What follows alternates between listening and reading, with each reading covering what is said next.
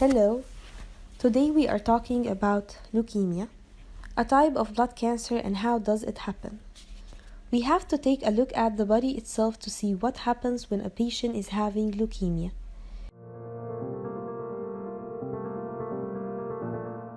Millions of processes are done, and these processes are controlled by something called the cells. One of the most important cells are the blood cells, which are made in the bone marrow. And here our story begins. The body has to make a huge number of cells in the day. That's why the bone marrow should make the operation very quickly and in an effective way. It makes white blood cells, red blood cells, and it also makes the platelets. All types of blood cells are grown from the stem cells, cells that mature in the marrow then release to the blood to do their job in our body. But sometimes a defective blood cell is formed, a cell that cannot perform its job in a right way.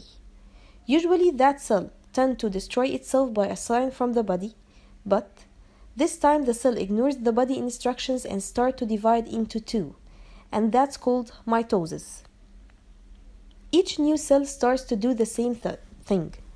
In a very rapid way, these defective cells we can now call them cancer cells, which are filling the bone marrow and make it think that there is enough amount of blood cells and stop making new ones.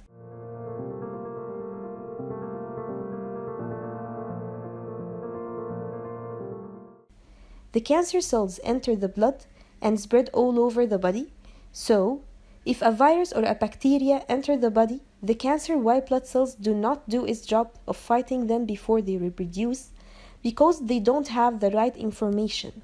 So, the foreign cells start to reproduce and divide to make the body sick.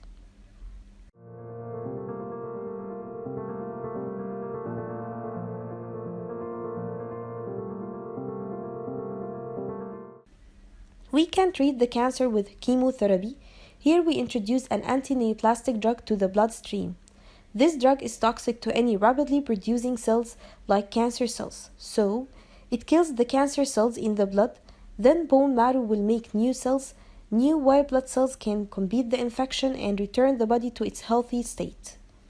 Hope you liked the video and thank you for watching.